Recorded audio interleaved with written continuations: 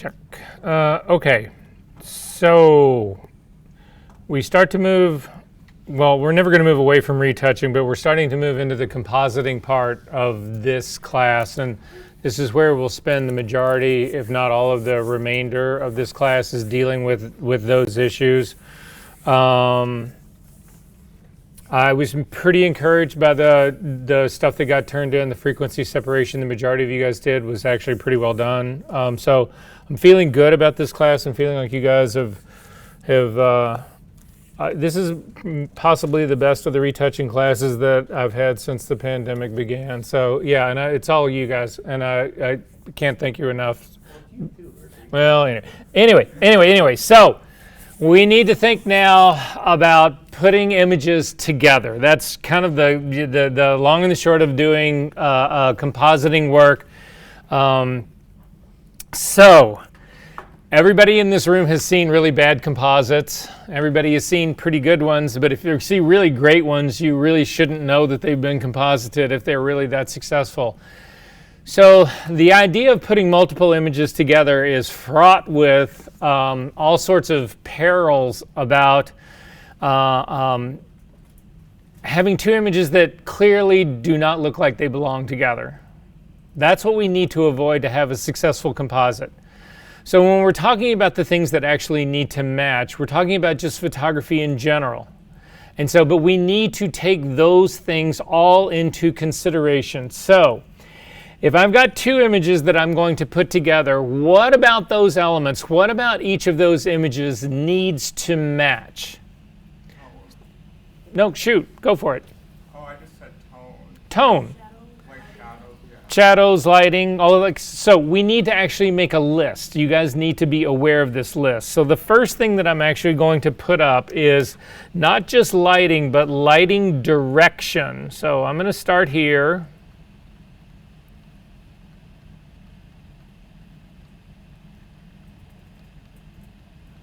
Wow, I probably shouldn't do this on screen, but at any rate. Well, number one, I can't spell, and number two, I print horribly, and number three, I'm trying to do it with a tablet.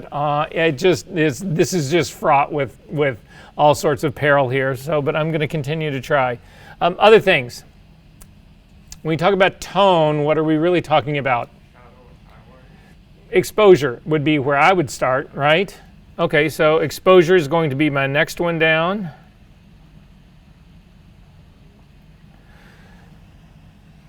Then when we talk about shadows and highlights, what are we really talking about? Contrast. Then what else? Perspective, certainly.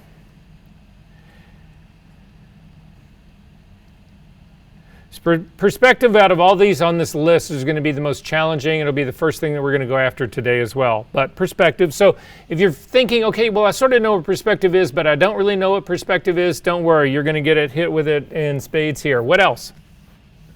Color, absolutely. So what's an extension of color? Yep. Saturation.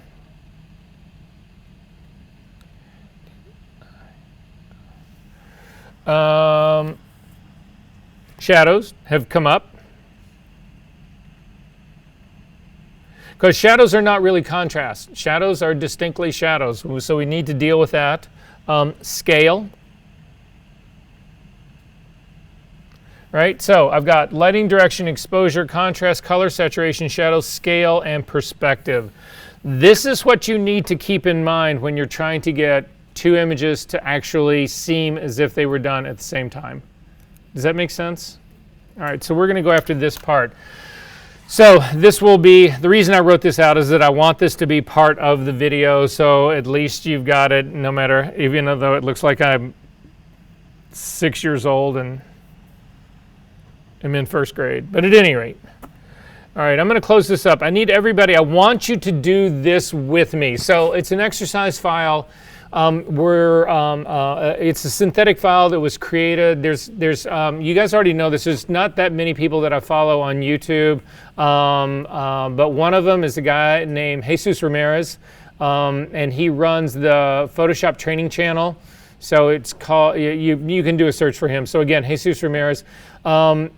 He did a whole series. It was like it's something you could actually buy, all about perspective. So we are going to be using the exercise file that Jesus actually built for that class. He was really he's not only into Photoshop, he's not only in doing like Photoshop 2D work, whatever, he's really involved in doing 3D work as well. So the file that you're going to see is actually a synthetic file where he creates 3D figures for parts of it. And that's where we're going to begin. So if you take a look in our session 9, there is a folder inside session 9 called Perspective. And if you click on that and open it up, there is the first number 1 file. It's called 01-01-perspective.psd. If you could open that file up for me, that'd be great. So again, once you get this thing open, if you double click on the hand, it'll make it as large as it can be without hiding any part of it, so you can see all of what's actually going on here. Now, what this is that this is a three-dimensional, well, it's an illustration of a three-dimensional space. So if we take a look at the grid that's on the bottom part right here, that would be the ground plane, so that would be the surface, so let's say we were just going to go out and take a picture of the lake. This would be the ground plane that exists before you actually get to the horizon. Then we've got a horizon line, and then we've got sky above it. Does that sort of make sense to everybody what's going on here? It's really pretty easy to figure that part of it out. We're going to come down and click on, you'll see if you take a look at your layers group, there's eyeballs are off on everything except for the background plane that's actually at the very bottom. I want you to click on the red one, the eyeball that's right next to the group that's called diagrams. If you click on that and then flip it open so that you can actually open it up so we can take a look at what's inside of it. And there in the very first topmost of the layers, there is a folder group called 1 Point Perspective. If you can click on the eyeball for that, then you'll actually see what it is that we're sort of talking about. So these are 3 different cubes. And now again, the challenge in all of this is that we are dealing with a 2-dimensional surface here. We're dealing with 2 dimensions.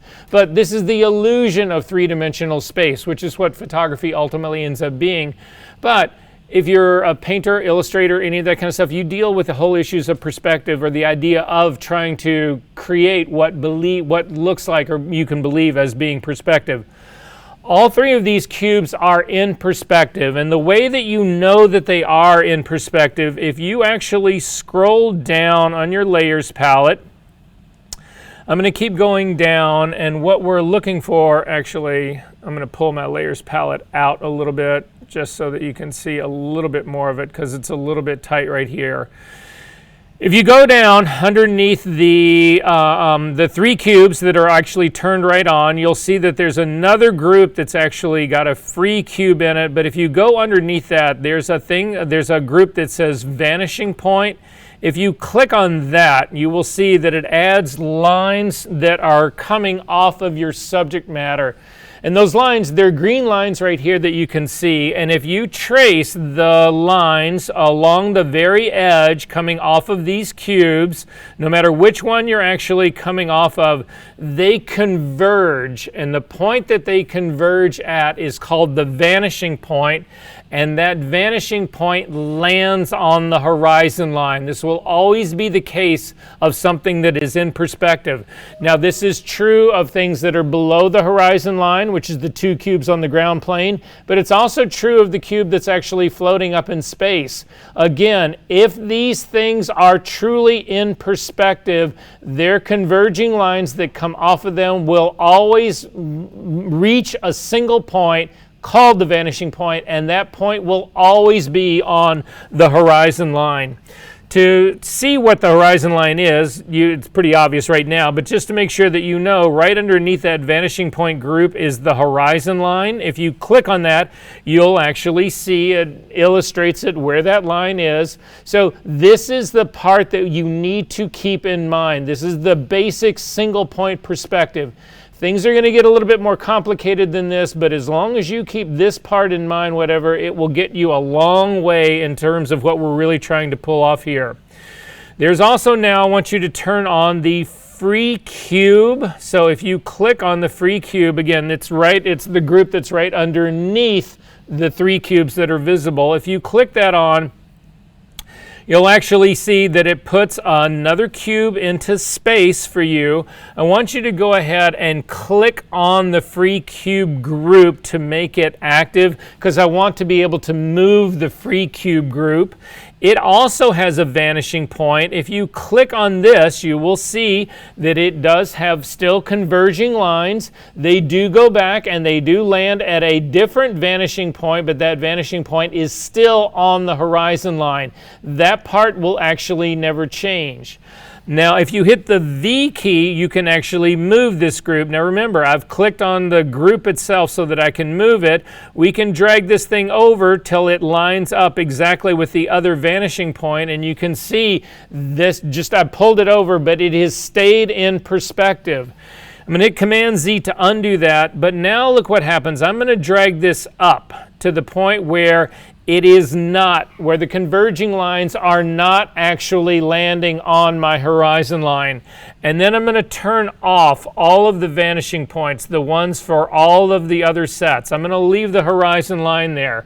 But when you look at this, you can then say, okay, well, the 2 cubes that originally we started with seem grounded. They seem on the ground plane. But look at the cube that's actually floating up in the air right now. You know that there is something off about it. You may not know what it is, but what it is it is no longer in perspective, because the converging lines of it do not land on the horizon line. They do not. The vanishing point that's created by it is floating up in the sky.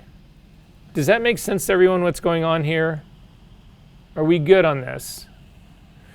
All right, you can turn off the eyeball for the red group. So click on the eyeball for diagrams to get rid of it.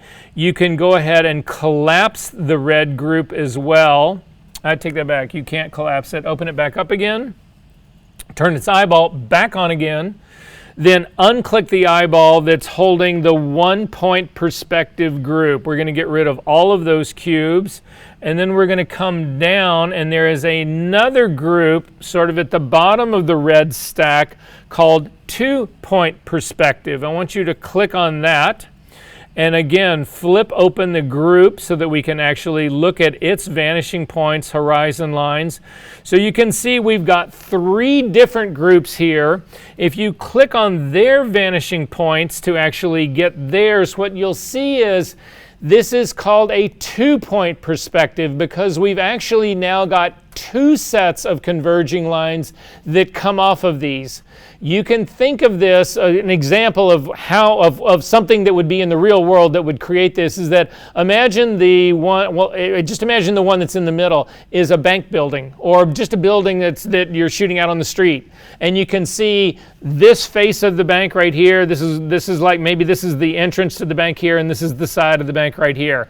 This would be a 2-point perspective. Again, you have converging lines that come off both of them. If they are in perspective, those converging lines will again hit 2 vanishing points, and those vanishing points will both be on the horizon line. Does that make sense to everybody what's going on here? Are we good on this part? Yep. Okie dokie. You can turn off the 2-point perspective and turn on the 3-point perspective. So in a 3-point perspective, and you can go ahead and click it open as well. We've already got the cube is visible, but if you click on its vanishing point, you will actually see you have converging lines, but in a 3-point perspective. So you can imagine this as a building that's floating up in the air. So imagine this is some future space station building, and it floats up in the middle of the air. Again, if it is in perspective, 2 sets of its converging lines will land on the horizon at the vanishing point. One of them will be floating free in space. It will not be on the horizon line. Is everybody good about this part? If you come up to your image menu and come down to image rotating and do 180 degrees and let go, what you will see is that the building flips. This would be a case now the ground plane has become the sky has actually become the ground plane. This would be the view that you would see, for instance, let's say that you're in a helicopter hovering over the top of a building looking down at the top of it. Again, you would have 3 sets of converging lines. 2 of them will land on the horizon line. 1 of them will be landing out in free space on the ground plane. Does that make sense what just got changed? If you hit Command Z and you bring it back, you'll see again, this is looking at the bottom of a building up. Again, Command Z again, this would be on top of the building looking down in perspective. Are we good on this part? Okay. You can turn off the 3-point perspective and click on the eyeball next to the top to bottom boxes. So what you will see about things that are in perspective, this is actually in perspective, is that horizon line determines how you view the different planes of the box. So if we take a look at the box that's on the very bottom, the one that is lowest down below the horizon line, you can actually see the front, the side, and the top of the box. You can see, or part of the top of the box. You can't see it entirely because the other boxes are covering it, but you get the sense of what's going on here. All 6 of these are in perspective. But as we start to move the box up closer to the horizon line, you start to see less of the top of the box. The minute we go above the horizon line, you no longer can see any of the top of the box. You start to see the bottom of the box. Does that make sense? And as we go further and further up above the horizon line, the more of the amount of the bottom of the box that you can actually see, like right here. Now, you all think, okay, well, that's instinctual. I know that part. I mean, I can see that right here. Turn on actually open up the top to bottom boxes, and you will see that at the very top, the last of the red things that is not turned on is called car. If you click on that, you will actually see that. When you look at this car, let's turn off the boxes. Click on the box and just get rid of the boxes here. When you look at the car here, does this fit as a composite? No. The car is clearly not sitting on the ground. Now, it could be a flying car. That's not what's giving you the issue here. What's giving you the issue is that when we look at this, if the car was above the horizon line, and it could be, if it's a flying car, it could be above it, but why do you know that this is wrong? What are we not seeing that we would see if the car was above the horizon line? We would see the bottom of the car, exactly, but we don't. How much of the top of the car do we see? A minuscule amount, right? Where does that mean that this thing should be if it is in perspective? Click on the car layer to make it active, hit the V key to move it. We're simply going to drag the car straight down to the point that it falls just above or right at the horizon line and let go. Is this car now grounded in this scene? Yes, it is, because the car is now in perspective. It'll be slightly a little bit lower because I can see just barely the top part of the car. If I couldn't see any of the top of the car or any of the bottom of the car, that would give me some indication that it would be right on the horizon line. Does this make sense to you, what we're looking at here? Are we good about this part? So again, in perspective, not in perspective, not in perspective. This is what we're talking about when we deal with perspective, and it's huge in compositing. So this is the thing that I will say about compositing that is the most difficult to deal with. Again, I'm making you aware of all of this. When you're looking at a composite and you know something is off, but you don't know what it is, you just know something's wrong. You know, If it's scale, you're going to know it's scale. If you've got a giant girl next to a really small little building, you'll know scale is the issue. If your figure's in black and white and your scene is in color, you'll know it's a color. I mean, all of those are the very obvious ones. The problem is that the one where you're looking at it and you're just like, there's something about this that's not right, whatever, 9 times out of, or 99 times out of 100, it is perspective is off. Okay. So we need to deal a little bit deeper in perspective. So I want you to collapse the red diagrams. You can turn the eyeball off and go to the next one down, the people one. So click on the green eyeball and let's go ahead and open up the people group. There are other things about perspective that matter that we need to also talk about. So it's not just this, how high on the horizon line and converging lines. This is all about now people, scale, distance, all of those sorts of things. So this is a guy who's on the ground plane. He is in perspective. If you scroll down to the bottom of the green group, that's where the men layers are. So we're going to start from the bottom and work our way up to the top. So if you click on the second of the men, number 2, this is a copy of this guy, but he is further back in our scene. However, he is also in perspective. And the thing that you need to take away from this illustration is that if things are in perspective, the horizon line will bisect your subject at the same place as long as they are in perspective. So you can see the guy that's closest to the camera, the one that's in the biggest, that the horizon line is going right through the middle of his, sort of his arms. It's halfway between his shoulder and his elbow. If you look at the guy who's smaller and further back in space, he is bisected in exactly the same place. The horizon line cuts through him at exactly the same spot. If you turn on man number 3, it's an extremely small version of the guy who's way back in the distance. He is also bisected in exactly the same space by the horizon line. No matter how far he goes back into space, he will never drop below the horizon line. He will never go above the horizon line. That horizon line will always cut through him at the same spot. Does this make sense to everyone? Again, you're putting multiple figures in. You will, all of a sudden, you'll add a figure and you'll have figures already in a scene. And if you do not pay attention to this part, then your figures will be off, they will be out of perspective, and they will also be wrong in scale. So the next thing up, the layer that's called squat. This guy, let's say he's 6 feet tall. If he bends down and squats, he is still in perspective, but you will see that line no longer cuts him through his shoulders because he's no longer 6 feet tall. He is squatted down now. He is 3 feet tall. This guy is in perspective relative to the other ones, but he is not bisected by the horizon line in the same spot because he is 3 feet tall, not 6 feet tall.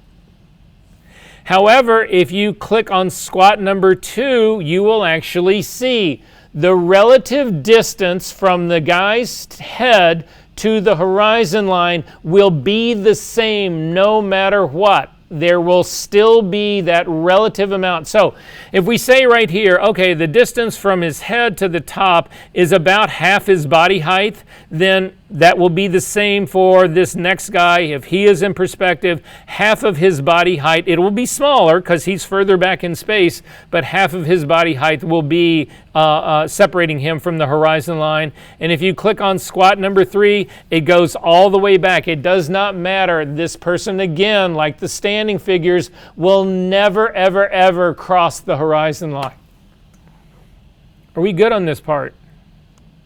I know, everybody's sitting here going, you fucking got to be kidding me.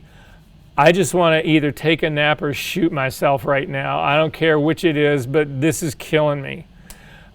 I can't make this, this is so critical. I can't make it any less critical, and clearly I can't make it any more interesting, but it's just, we're going to have to suck this up.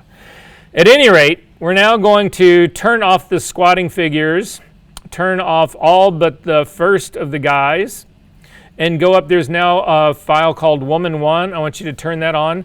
Now you can see in her case, she's standing next to the guy, but the horizon line is not bisecting her through the midpoint between her shoulders and her elbow. Why? She's shorter. It's exactly right. Now, whether that's right or wrong, I don't want to get into that argument right now. There are women who are definitely taller than men. This isn't about that. This is just gross generalizations, but it illustrates a point. Click on woman number 2, and you will actually see that if she is in perspective, that the horizon line is bisecting right above, that's sort of the top part of her shoulders. She is in perspective in the version that's in the background as well, also in perspective. And then finally, click on the last of the woman that's called Woman on the Box. In this case, she's not being bisected by in the same place as the other women here. Why? Because what? She's on a box. She's taller. So this figure on the box now is 10 feet tall. That's not the 5'9" woman that's sitting here. And so the horizon line is not going to bisect her in the same place. Even though she is in perspective, the lines on the box would be a converging line. She is in the right spot in this. Are we good on that part? Okay. Why does this matter so much? And this is why this matters so much. You can turn off everybody except for our original guy. Go down and actually make the guy active. So we're going to click on him to make him active. We need to learn how to transform in perspective. So this is how you transform in perspective. So the first thing we need to do is actually do a transform. So I'm going to click on the guy, and I'm going to hit Command-T to bring up the transform dialog box. And you will see he's got the little border that's actually going around him, the box that's going around him. And you'll notice that there is an anchor point in the very middle. Who in this room does not have that anchor point?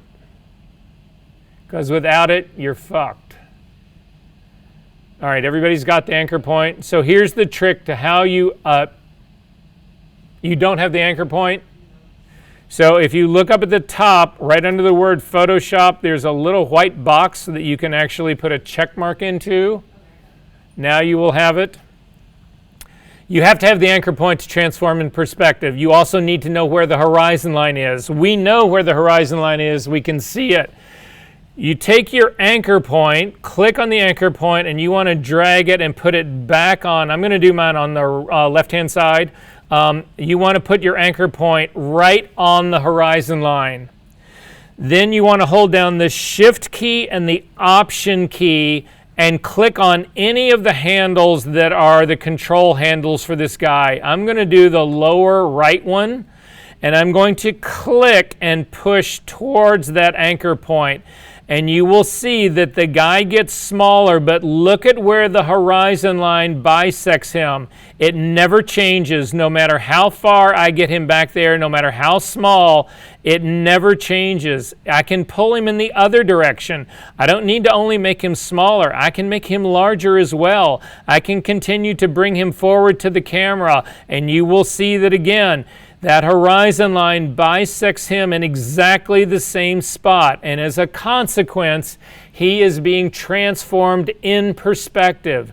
So you can, once you get them in perspective, you can move, it's not just figures, you can move elements further away from the camera, closer to the camera, that remain in perspective. Did this work for everyone?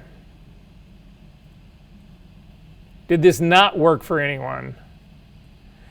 All right, I'm going to go ahead and hit the check mark on that to accept the perspective, and then I'm going to hit Command-Z to undo that. To actually change the perspective again and move him in a different direction, I'm going to hit Command-T again. I'm going to drag the anchor point. This time I'm going to put it on the right-hand side. And now again, hold down the Shift key and the Option key. I'm going to click on the lower left-hand handle now, and I can push him back into perspective. And I'm just going to make him smaller. I'm not going to push him all the way back there. And I'm going to hit the check mark again for him right there. He is still being bisected in exactly the same spot, so he is still in perspective. However, he doesn't need to be on the right or the left. Perspective is all about distance from the camera and height in the image. As long as I don't change the height of the image, as long as he remains bisected by the horizon line through that middle part of his arm, I can put him anywhere in this scene. So to see what I mean by that, hit the V key to get the Move tool. Again, the guy layer is still selected. Hold down your shift key and click on the guy and then move him left and right. As long as you're holding down the shift key, you will not be able to move him up or down. This keeps him in perspective, and I can move him all the way to the left-hand side. I can move him all the way to the right-hand side. It doesn't matter where I put him. He is still in perspective because he has not traveled either higher up in my image or lower down in my image. So moving left to right does not change perspective. Does that make sense to everyone? We good on this part? Okay. Command Z to undo that. Command Option Z to continue to undo that to bring him back to where he was originally. Let's say you simply want to move him closer to the camera or further away. You do not want to actually move him left or right. Hit Command T to bring up the transform dialog box again. Click on your anchor point, and you need to sort of try to guess where the horizon line is directly behind the guy. I can sort of say, okay, that's where the horizon line is. If you have trouble doing this, hit this circle at the very top that's got the slash through it to get rid of the transform. Does everybody have their rulers showing? Does anybody not have the rulers on the top and the left-hand side showing? To get your rulers to show, come up to your view menu, down to extra, down to rulers, and click on rulers so that they do show. In my case, I just hid mine, so I'm going to get them to show again. Click on your ruler and drag a line down and put it on the horizon line. This is a guideline now. It's a non-printing guideline. It's in cyan. Now when you hit Command T to do the transform, you've actually got a guide to put drop your horizon, to drop your anchor point on. So I'm going to put my anchor point right on that guide. And now, again, holding down the Shift key and the Option key, I can click on one of the lower right-hand handles or any of the corner handles. It doesn't matter which one you grab. I'm going to click and I'm going to pull down, which will pull the guy straight towards the camera. He is still in perspective. Or I'm going to hold down the Shift key and the Option key, click on one of the opposite handles to push him back into space, and I can take him farther away from the camera. Either way, he is being transformed in perspective. Are we good on this part? Okay. You can turn off the eyeball on the green group. You can collapse it. We're going to go down and turn on samples now. So if we turn on samples, you're still going to have the guide that was sitting there from our last, because again, we're still working on the same image.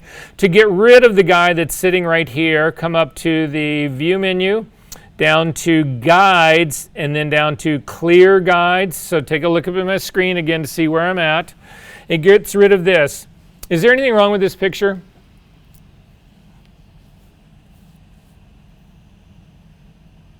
Again, this is exactly what I was trying to tell you guys. When you look at this, it's not that the lighting direction is wrong, it's not that the color is wrong, but there's something not right about this picture.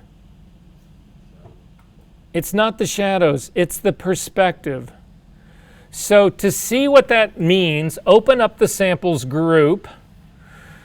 You'll see that there's there's also inside the samples group, there's another group, a subgroup called man. Go ahead and click that open. You can see that it's a man that's actually been knocked out. There's a knockout mask for him. There's his shadows that are underneath it, and then there's the beach scene. That's what the three elements that we're actually looking at right here. If you hold down, does everybody have this open? Can you find the guy with a mask? Hold down the Shift key and click on the mask. It will actually turn it off. Now you can see the true horizon line for where this guy was actually photographed. So where is the horizon line of the figure of the man? It's like right at his knees, right? That is the horizon line. Make sense? It's where the sky meets the ground. Okay, so we know that that's where the horizon line is for the guy. Click on the, hold down the Shift key and click on the layer mask again. It will turn it off. But where's the horizon line for the beach? It's the same thing. It's where the horizon is meeting the sky, but it is completely above his head. Our horizon lines do not match. Therefore, our perspectives can't be matching. They are off. To get them to match, click on the beach. We're going to move the beach, not the guy. Click on the beach, hit the V key to get the move tool, click and drag it down till the point that you get the horizon line of the guy or the horizon line of the beach so that it is just above the guy's knees or right at his knees where the horizon line is of the guy. And now look at this image. And it is correct. That part that was telling you before there's something wrong, again, hit Command Z, that's not correct. There's no way. You know it's not right.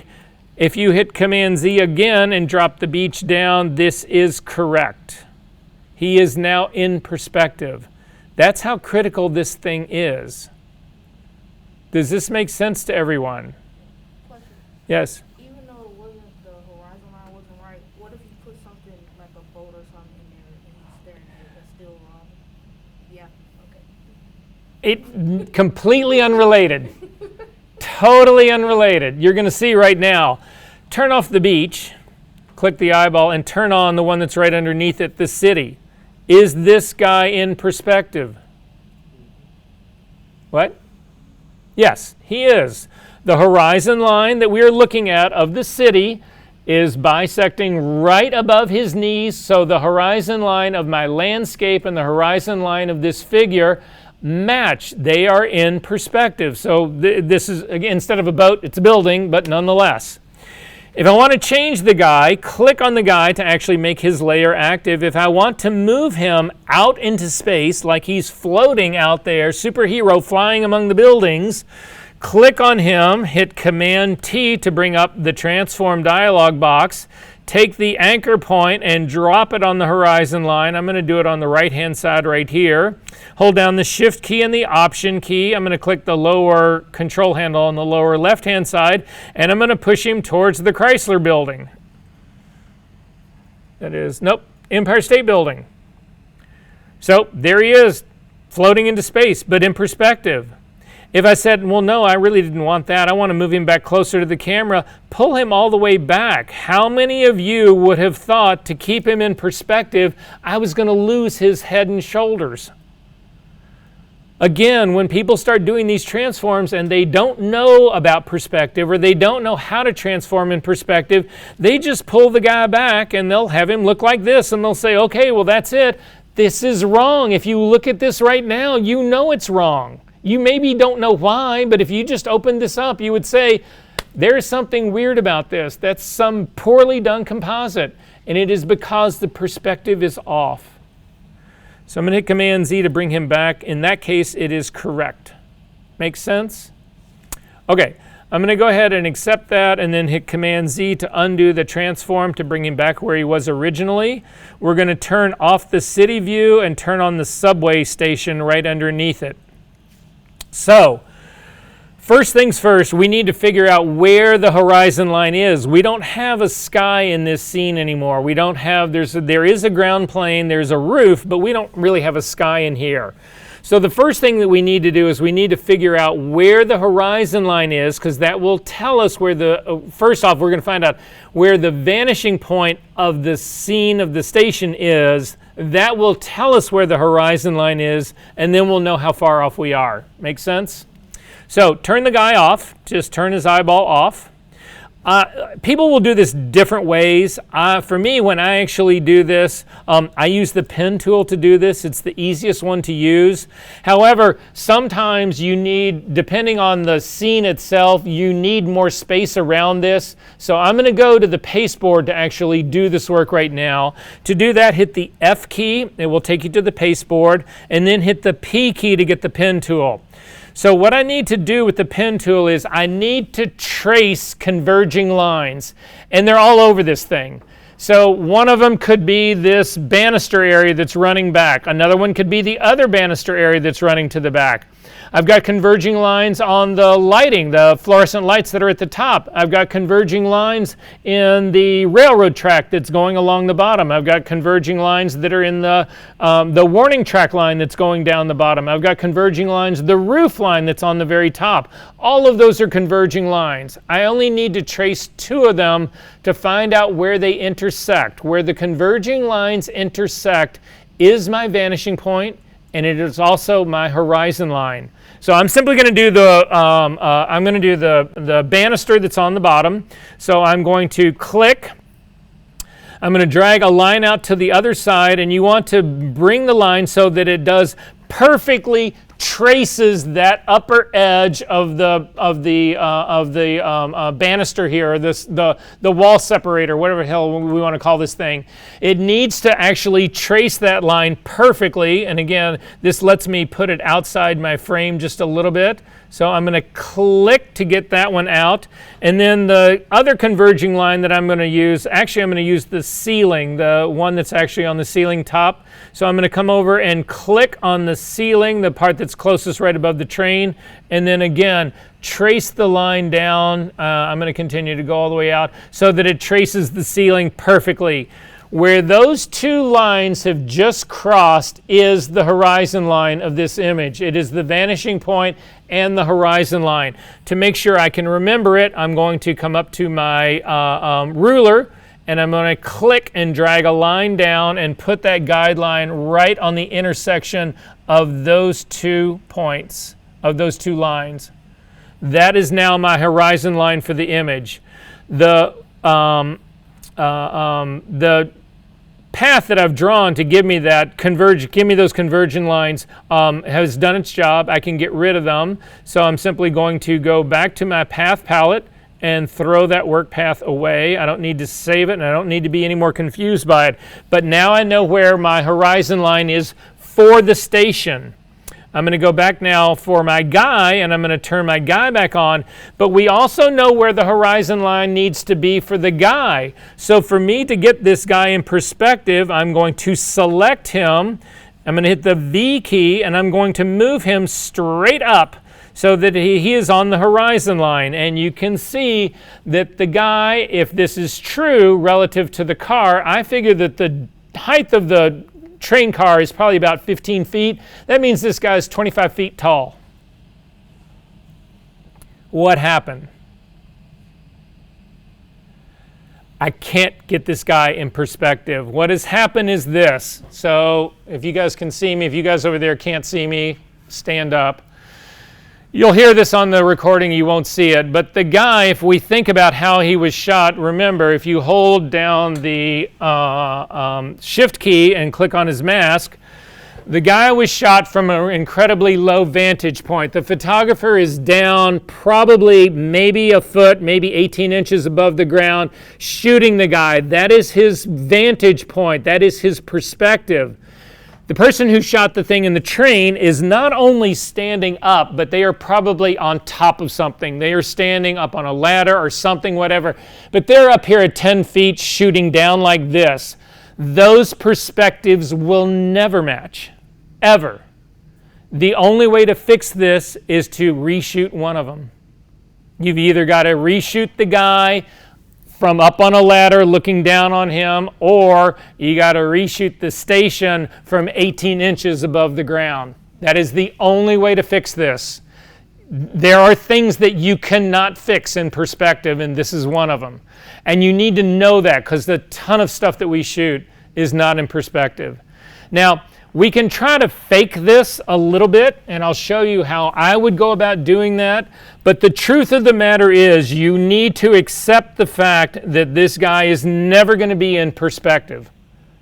That's just the reality. So, how do I scale this guy to the train?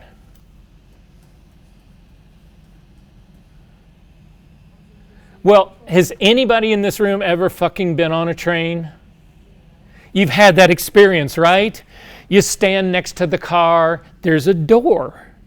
You step up into the door, right? The door is 2 feet above you. You have some scale that you know. It's the door of the train. So we're going to scale him based on that. I don't need to keep my guideline here. I don't want to get rid of it. I just want to hide it. So if you hit Command H, it hides what they call your extras. Extras are guidelines. It's the marching ants. If you've got a selection, marching ants get hidden when you do this. If you hit Command H again, it will bring it back. The very first time you hit Command H, a dialog box will open up and say, do you want to hide Photoshop or do you want to hide extras? You say you want to hide extras, and it will do this for you from that point on. If you made a mistake and you said, I wanted to hide Photoshop, you need to reset your preferences in order to get that dialog box back to do this. And we use hide extras all the time in this class, so you want to make sure that's the case.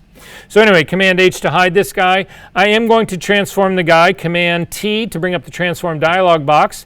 I'm going to click on the link between the width and the height. You don't need to worry about your anchor point. You don't need to worry about holding down Option Shift. You don't need to worry about any of that shit.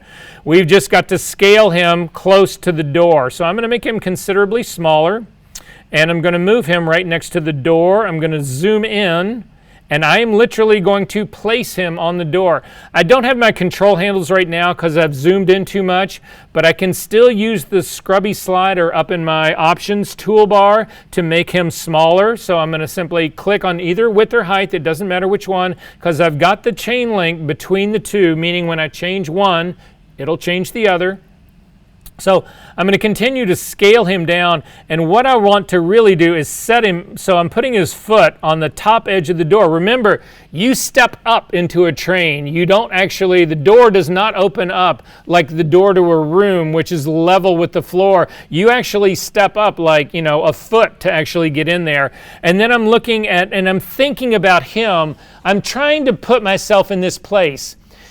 Does he need to be taller? Well, if he was taller, he would not be able to look out the window of the door. So he's not. If I make him taller like this,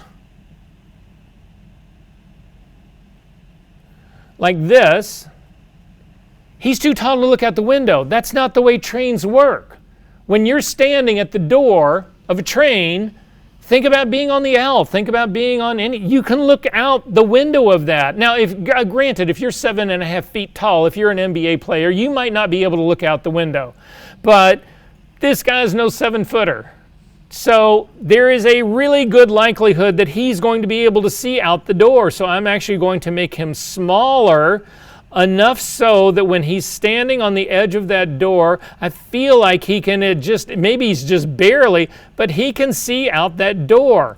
He is now scaled at least correctly for the train. However, he's floating up in the air. He is not on the platform. To put him on the platform, I now need to move him down and put him right out on the edge. So I'm trying to get a line. Where do I go from here up to this part? Again, I have not changed his distance from the camera, so his scale would not change. Remember, I can move back and forth, left and right on all of this all I want.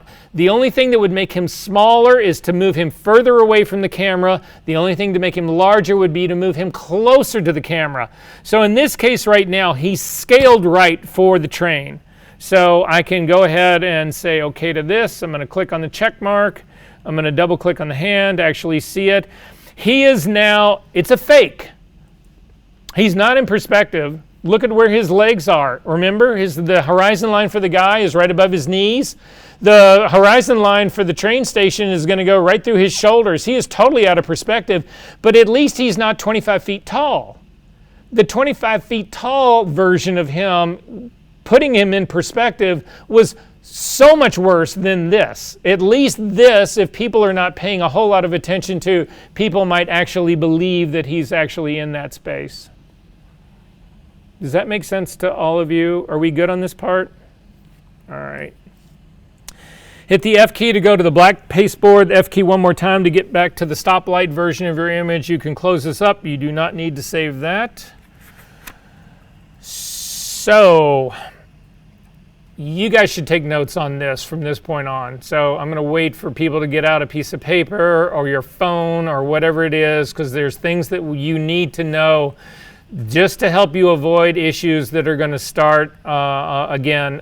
There's a number of you. I'm not saying I don't think everybody in this room is going to do compositing, or everybody in this room wants to do compositing. Some of you, that's all you want to do, which is fine, whatever. But again, so I'm trying to speak to everybody in this and sort of deal with how we approach this part. So the thing about shooting composites to begin with, when you're first thinking about this, now I use a very simple version of this to do it, to sort of illustrate as much of a difference as I can get. Not everybody shoots this way. So I want you to think about, I'm just going to take a figure that I shoot in the studio and put it into a landscape that I do outside. That's like compositing 101, right?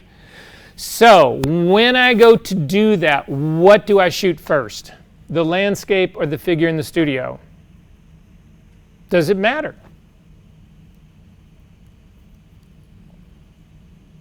Yes. I have a question about the perspective. Yes.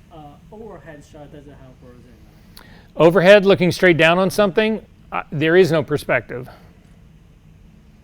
You would have to have both of your cameras got to be set up. Because again, if you imagine shooting straight down on top of me, you see the top of my head, my shoulders, maybe my feet, and nothing else. That's not going to fit in a scene that looks into a room like this at all, right? Yeah, so you're really jammed up in that one. Anyway, back to my question. Do I shoot the person in the studio first or the background first? The background outside. Background, Why? so you can get a vision of how you want your person in the studio. Actually, that's really pretty good in that. Part of that's right. But let me ask you this. You're shooting a background outside. Can you light your background outside, your landscape? No, you can't. You're faced with what you have, right? Can you light your figure in the studio any way you want? Yes, you can. So I've seen this happen over and over. So this is the thing I wanted everyone to write down. I'm going to save you the biggest headache of your life. I've had people do this and they hate themselves for doing it. They go in the studio and they shoot all these pictures and then they are forced to find the same lighting outside. They don't get to pick the background that they want. They are forced into a situation to match the light with their figure. And it's awful. You don't get to pick what you want to shoot as the background anymore. All you care about is the lighting direction. And it's horrible. Again, you can shoot all the landscapes in the world that you want and go into the studio. Your lighting may not exactly match, but you can get damn close, right? So again, you need to think about the things that we need to match. And that list that we had at the very beginning, lighting direction is one of these. All of those are issues that we're going to deal with in the next 3 or 4 weeks of this. So again, just keep that part in mind. Do your backgrounds first. And again, some people say, oh, well, I'm not going to, another way to think about this is that you could shoot your background and then you don't necessarily have to be shooting in the studio. You can actually, I've seen people haul seamlesses outside so that they can use available light to create their figure as well. So, I mean, there's all sorts of tricks that you can do in this, but just realize that the one thing that's going to be the most difficult is to really control available light outside in a landscape. That becomes a real challenge. We good on this part? Okay. So, I want everybody, I think you can open this part up. Yeah, you can. Okay.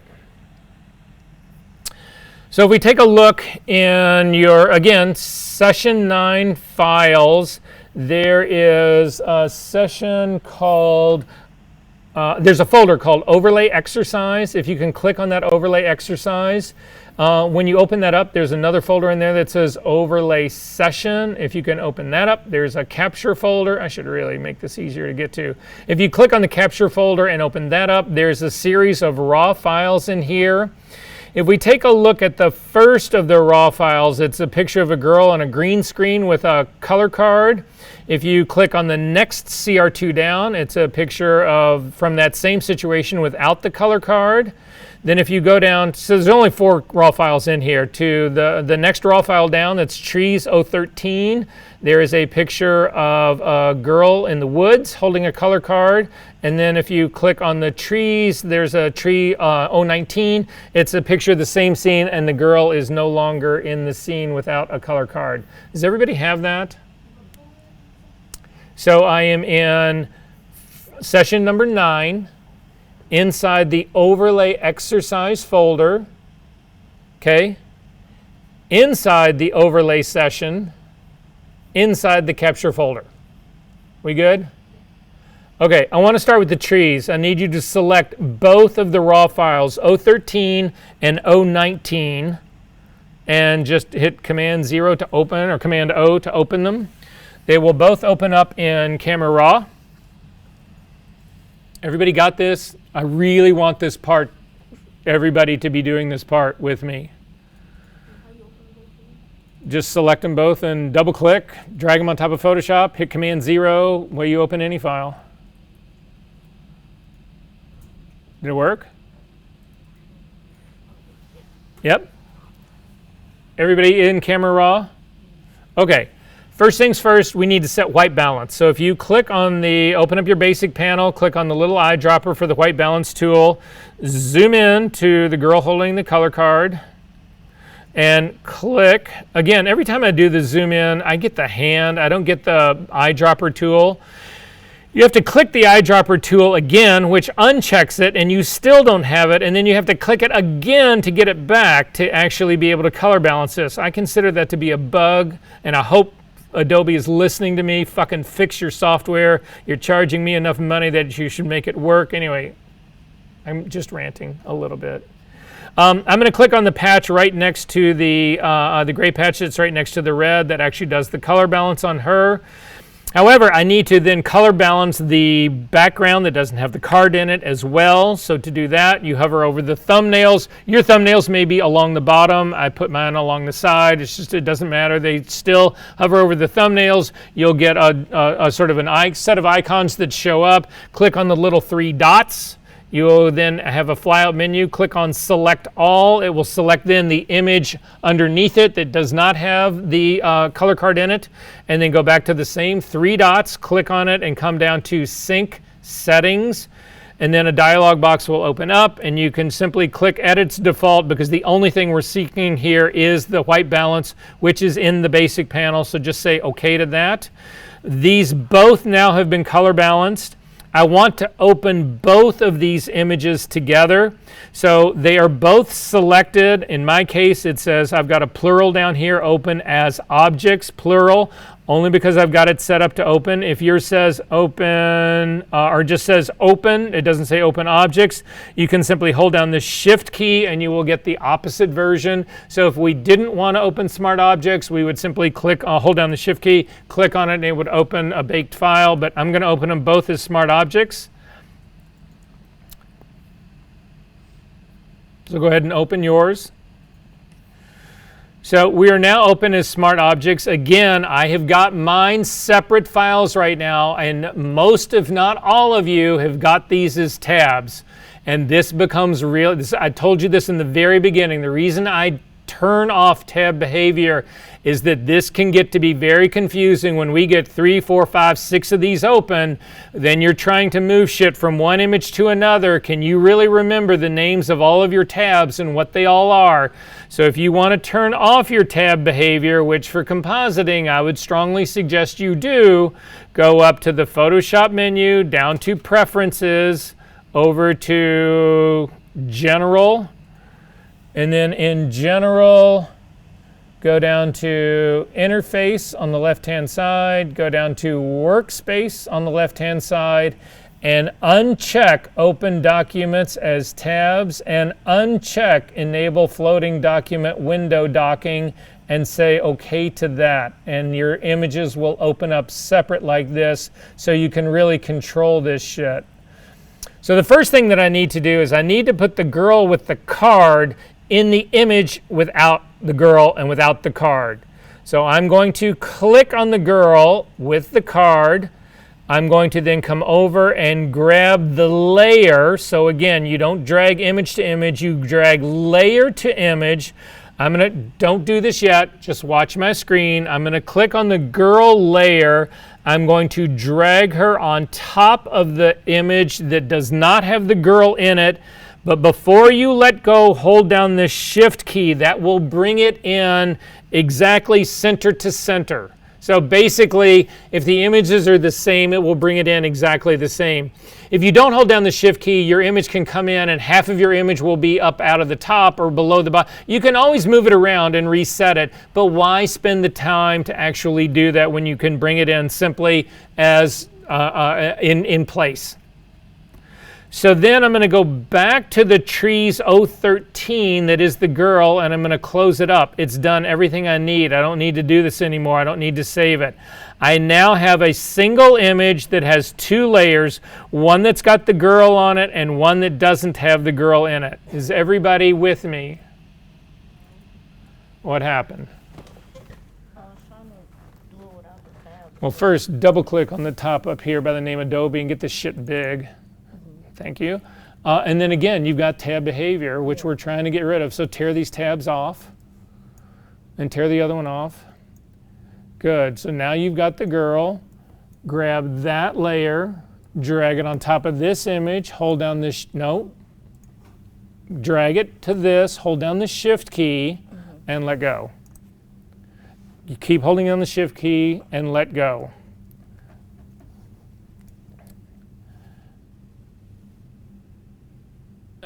You've got this one selected. Select this image. Again, too small. That image. Now grab that, drag it on top of this, hold down the shift key, and let go. Then close this one up. You don't need to save it. Everybody else got both? Okay. Next move. Go back to the folder in your Finder. We now need to do the two figures that are outside. So I'm going to select it. You can select the XMP file in the middle if you want to. It doesn't matter. Again, I'm just going to select, make sure that you've got the first frame 0001 and the second frame 0047. And again, Command 0 or double click on them or drag them onto Photoshop. It doesn't matter. You'll actually go into Camera Raw again. So I'm in Camera Raw again. And we're going to do the same trick here. So we have talked about this a little bit in this class, but for the people who are in, there's people who are in my commercial class as well, whatever. What's wrong with this color card? What? Anyone? It's what? It's got glare on it. So this is not a good sample of a color card for me to judge exposure. But the glare doesn't change the color balance, the white balance, one iota. So I can still use this to do color balance. This is not a good color card for me to evaluate exposure, but it's fine for me to do white balance. So that's what I'm going to do. Same trick that we did before. I'm going to click on the white balance tool, the eyedropper in the basic panel. I'm going to click on the white balance, the gray that's actually right next to the red. I'm going to hover over my thumbnail to get the little three dots. I'm going to click on it and do a select all, exactly what I did for the other image as well. You can see it puts a lighter gray border around the other image. While I'm here, I'm actually going to hover over this just to sort of see. I've got some glare on the card, but if I had a 255 in there, I'd be a little bit more worried about it. It looks a little bit slightly overexposed here. And that is because all of these things have been changed in here. I've got a whole bunch of values in here. I don't trust any of these values because I know when I actually shoot these things, I actually use my color card to give me perfect exposure. Yes? I'm getting Photoshop does not recognize this type of file when I try to open one of them. Let me see really quick. Are you opening the XMP? Yeah, but it shouldn't matter. I had the XMP selected when I opened this one as well. So when I try and open 47, so I can't open it. Just drag it on top of your Photoshop. This could be a wrong version. No, not that. I'm sorry. Not that. Go back into your Finder, onto the doc version of Photoshop. So go back to your Finder.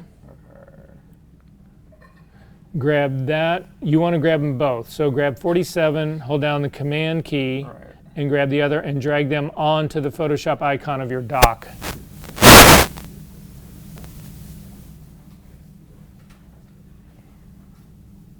You need to reset. I would do a full restart of your computer. Save that file, what you've got going on in there, but that's either that you may have to reset your preferences. We're going to take a break in just a little bit, Jared. If you can't get through this one, don't worry. We'll get through it during the break. So I need to reset this. I don't believe that this is like way opened up in here. This has actually been processed. I don't know if yours are, but I'm going to reset this. To reset the image to the way it was shot without any changes made to it, you could try to go in here and zero all of this shit out, but that's a nightmare. You don't really want to do that. Instead, come to the little 3 dots on the far right-hand side of the camera raw, the ones that are sort of in the middle at the bottom. Click on those 3 dots. You'll get a flyout menu and just come out and do reset to default. And you'll see that's the way this image should actually look. Then I'm going to do my white balance on the figure, on the color card. Again, then I'm going to come up to the 3 little dots on the thumbnail. I'm going to click on that and do select all. They are both selected, and so I'm going to go ahead and just do sync all and say OK to that. And then I'm only going to open the image without the card. I do not need to open the image that, oh, Jared, you'll be fine on this because I've already got the knockout. We use a separate file for the knockout. So you're going to get right back into this. You've still got the trees in Photoshop, right? Yeah. Okay, we'll be right there in 1 second. So this is now the image that I'm actually going to open up. It is a smart object. I'm going to go ahead and open it up as well. I'm going to hide everything else, so hide others when you get into here. So then I'm going to do the same trick that I did before. I'm going to make sure that the girl on the green screen is the active image, so that gives me her layer. I'm going to grab her layer and drag it onto the image of the trees. I'm going to hold down the Shift key before I let go, and then I'm going to let go. And this will now bring the girl into that same image that I'm trying to work on for my composites. Then I'm going to go back to the original file that is only the girl on the green screen and get rid of it because I'm trying to keep my life, I'm trying to stay not confused here. Okay, so I'm going to turn off the eyeball for the girl that's on the top. What did I get from doing all of this? Well, think about it. If I use the color card correctly in both scenes, I've got white balance, and they are both white balance, so my color now matches. This is a critical one for doing composite work. The last thing in the world you want to do is have a background that's blue biased and an image that's yellow biased and try to put the two together. It doesn't matter if the final image, if you want your final image to be blue, to be green, to be color graded, that doesn't matter. What we are looking for here is a commonality to put them together. You might say that, well, that color looks horrible. I would never use that color, but this color is neutral in both of those situations. It's been balanced in both of those situations, so the color is the same. I can now, once it's the same, once I get my composite completed, I can make it blue, I can make it green, I can make it black and white, I can make it light, dark, whatever. I can do all of that, but this is a way to standardize the color between the two images. So color is done. Make sense? Lighting direction. I looked, this is actually real. This is exactly the background that this girl ends up going in on. So I actually went into the studio. Look at the lighting of the girl that's out in the woods. What can you tell me about the light? Say what? Well, but tell me, describe the light of the girl in the woods. Like top down, sort of. Sure, it's top down, it's heavy overcast sky, right? There might be a little sun peeking through, but there's no real direction. There's no shadows really per se on her. It's all like coming down, right? Can I go into the studio, take an Elechrome, get it up to the ceiling and put it on top of a girl and actually shoot this shit? Yes, I just recreated a really heavy overcast sky. Not that big of a deal. Make sense? So this gives me lighting direction. It gives me color.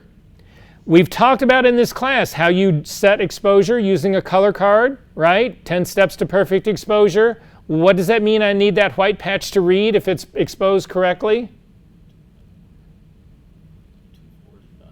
245 to 250. It can't be 255 because that's a real thing. That card has texture. If I take it to 255, that is page white. That is overexposed. But I use the color card to balance both of these, so now the exposure matches in both of these. Guess what else I get to use? Perspective and scale. I looked at the perspective of this girl when I was actually shooting it, and I recreated that in the studio. I know where my horizon line is, and I can just match it up in the studio. I've got my color now, exposure, lighting direction. Scale is the next thing that I need to hit, right? And perspective. So if I turn on the figure, there's the girl on the green screen. I'm simply going to drop the opacity down to like 60% so that I can see both of them together. You can see that the figure in the studio is a little bit smaller than the girl that's in the background. So Command T to bring up the transform dialog box on the girl that is on the green screen. Click on the link between width and height. I need to make the girl a little bit taller. The problem is that when you do transforms right now, everything grows from the anchor point out.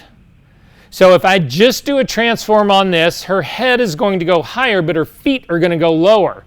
So it becomes a pain in the ass. You go through iteration after iteration. You make her a little bit higher, then you put her feet next to the girl, the reference girl that I'm doing here, and then you do it again and do it again. And it's a pain in the ass. You don't want to do that.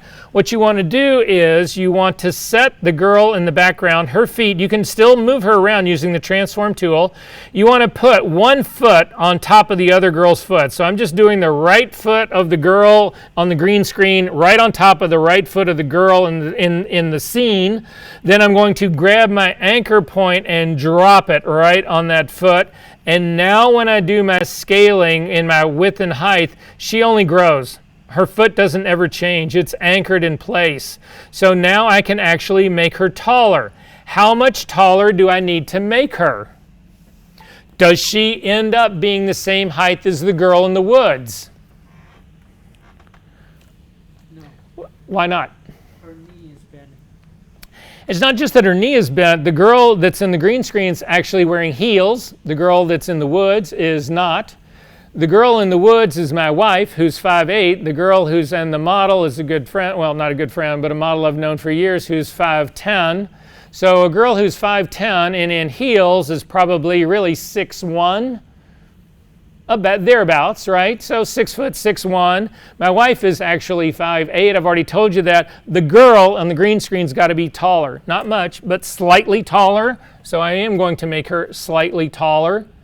Again, you might say to yourself, are you kidding me? This does not fucking matter. This is what separates the $9 an hour retouchers from the $2,000 a day retouchers, is doing this kind of shit. It's the details, guys. It's the details. So I'm going to make her that size. Look what I did in the studio. I actually brought this in. I had my scene. This girl's standing on sandbags in the studio. Why in the fuck would I do that? Because of the rocks. Exactly. They mirror the rocks. So I do all sorts of things. If you've got somebody holding on to a handrail, I will put up 2 C-stands in the studio and run a bar between them so that they've got their hand on a fucking handrail, so that it matches my scene.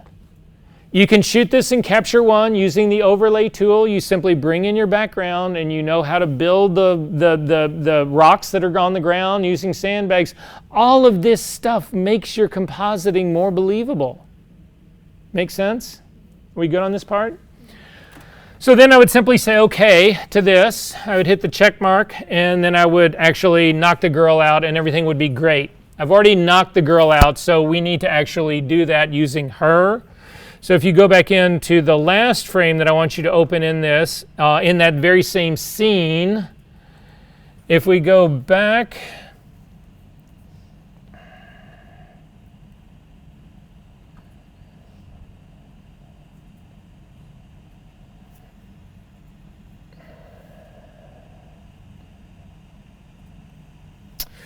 go back to your session 9, and inside your session 9 there is a folder called Tree Exercise.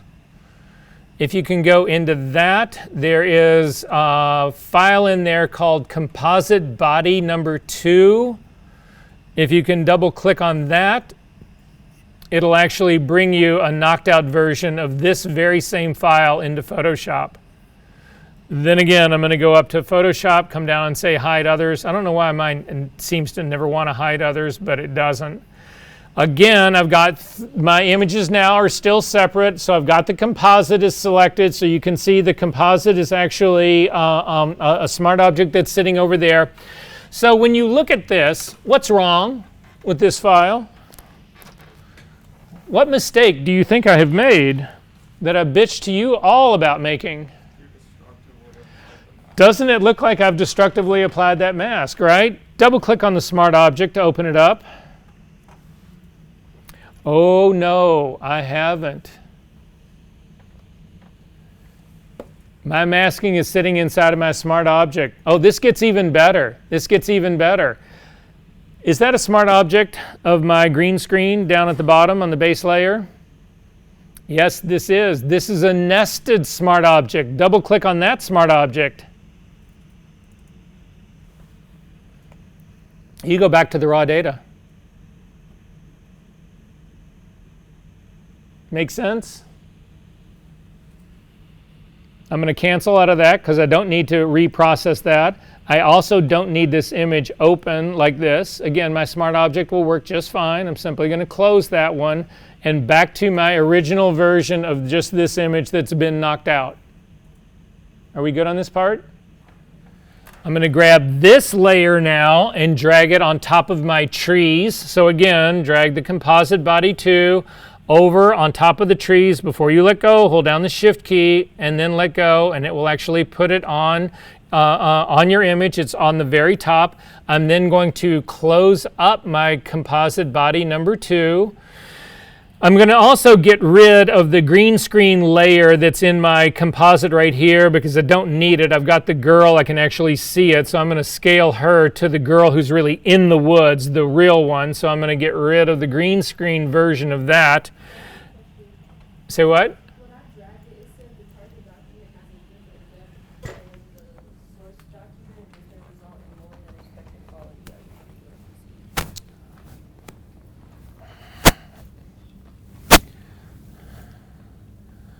Oh, you can just say yeah, are you sure you want to proceed? Just say yes.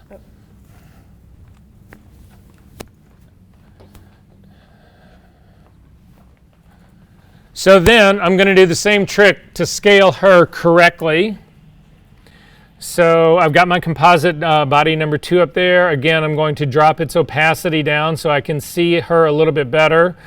I'm going to hit Command T to actually transform her. I'm going to bring her foot up so it's sitting right on top of the other girl's foot. I'm going to grab the anchor point and drag it down onto her foot. And in this case, she needs to be made, in my case, your transform depending might be a little bit smaller. She's a little bit too tall right now, so I'm going to bring her down just a hair. Because again, she needs to be taller than that girl, but not the same. And then go ahead and click the check mark on that. I'm not getting the anchor points when I try and transform for some reason. You need to, if you hit Command T, look at the little, right under the word Photoshop, there's a little white square. Do you have a check mark in that? Yeah, Well, then you have an anchor point. I don't have my handles on the outside.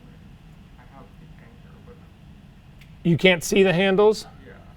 Then you're too zoomed in. Oh, okay, I got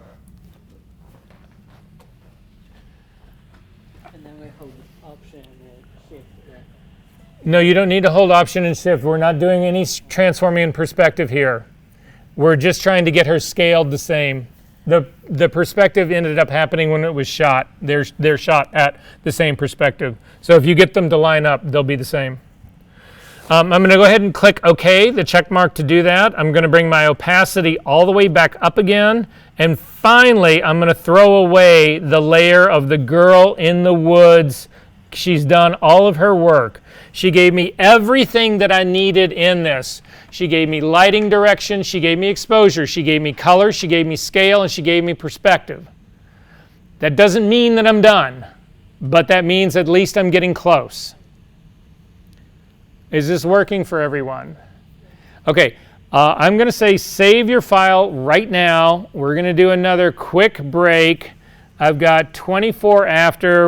Again, another hard 10. Save your work. We're going to come back in on this. Again, I need everybody really, really bright-eyed and bushy-tailed on this one. So go ahead and save your work, and then I'll see you guys in 10 minutes. So 3:35.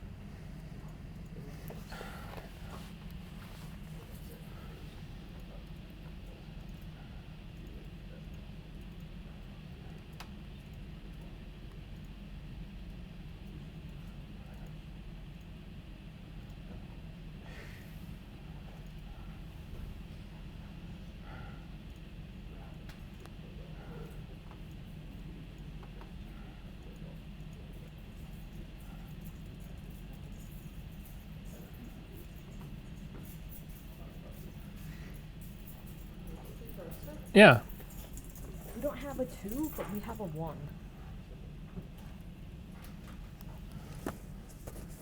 It's straight out from the box that hasn't been opened.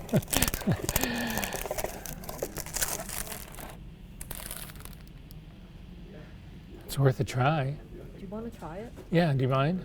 No, I don't. If it doesn't work, I'll bring it right back. Yeah, do you mind, you have it all the way to, when's your next class? It's basically 2 weeks from now. No, I'm actually back here on Thursday. I have my commercial classes on Thursday. You could keep it for much longer. Oh, it's either if it works, then I'm going to keep it. If it doesn't work, I'm not. Oh, if it works, we have to check it out for you. No, I understand that. I understand that. I'm happy to bring it back, but again, if it doesn't work, this is all pointless. Are you sure you don't want to take the time in trying to sit down with it to make sure that it doesn't work? I do. Okay, so can we have it for a spring break checkout? That Sure. way, on your next Tuesday class by 4:30, or when your class ends by 5. Yeah, do you want me to go down and just check this thing out? No, I'm gonna check it out on web checkout Okay, and generate an agreement form for you. I'll Okay. sign off for it. okay. Drop it off there. Okay, I'll be happy to go down. We're on break right now. I can go right down. Let's go down right now. No, because it's not actually on the computer. Oh, okay. So we're gonna check it out as they expect. Whatever to make this easier, and I don't have to do this right now. Well, the thing is, we want, because Queen was like, just get him out of the way, make him happy. We're making you happy. Oh, Okay, wow. so, we want you to test this out. Okay. Because I admittedly kind of walked off with this from somewhere. Okay. Because I literally walked into a room when I saw it, I go, can I try this? And they go, yeah, what do you want it for? And I said, I don't know. Wow, I don't think I've ever seen this one. Yeah, I it's don't. the first version of it before version 1. Yeah, but at least it's still got, it looks like it has, Thunderbolt Yeah, 2. it does. And then, do you think this is USB? We don't know what this is. It actually tells you right here, Oh. like, what it has. Yeah, it's generation 1, so, yeah. Well, we'll see. Give it a go, Yeah, I will. because I think the 2s and the 3s are really hard for us to come by. Yeah, no surprise. Because they don't, did they even make, I think, did they still make they might The still make the 3 3, but they don't make the 2 anymore. No, actually the 3 is no longer being produced, but the 2 is, and the department, or basically this, right now everything has funneled through IT, Mm-hmm. because we can't buy technology or any of the technology stuff. Even when I make a Mhm. submission, someone else has to approve, even though we need it. Like any of the HDMI stuff, it's not done by us anymore. It has to be funneled through IT or submitted to IT. I'm sorry. We can't buy it. Amy, I want to make this the easiest on you I possibly can. So what worry can I about do to make this easier for you? I will send you an email on how long you have it for. Okay. If you need it for longer, let me know. That way we can extend the checkout. And Okay. By that point, I do need you to sign off on the Okay. longer checkout. Yeah. Yes. Thank I you. hope it does work. So do I. So do I. And if not, I mean, it was a good shot. But thank you. I don't know why. Uh-huh. Because again, it doesn't make sense to me why it doesn't work. because I'm not looking to transfer power. I'm just doing data. Yeah, I And if those adapters are transferring the data, why it isn't working? I really think it's power because Yeah, but see, I use the batteries in the back to independently drive them because you run into the same problem doing other things. yeah. It doesn't get happy unless you've got an independent power for the back. Yeah, So that's what the I was back has saying. got If batteries you in it. have- I don't ever try to do this without because I don't rely on Make it. sure you plug it in because there is a wall wart in there. There's a what? There is an adapter that Uh-huh. you plug that thing into. Make sure you plug in the power in order for everything to work. Because if it is the same way as us going through a canopy Right. device, we have to power it in order for Oh yeah, to- yeah, I'm trying to keep, but again, I don't understand why data isn't being transferred. And at least in the straight line version of it, it's not. Yeah, it isn't. Yeah. It's never that way, and I feel a lot of times it's a lot easier to explain it on video because you're carrying an audio and video signal together. Right, Whereas on photo, it's like you're only carrying one thing, that's it. and it's like I don't know what the big issues are. Exactly. But give it a go. If Thank you. you. Need it, just drop me an email. Thank you, thank you, thank you. I'll let you know. Thank Cornell because he was the one that's like, could you just take care of it? Come on, I thought Cornell liked a challenge. He does like the challenge, but I think everyone else on the face of planet Earth also wants the challenge. Possibly.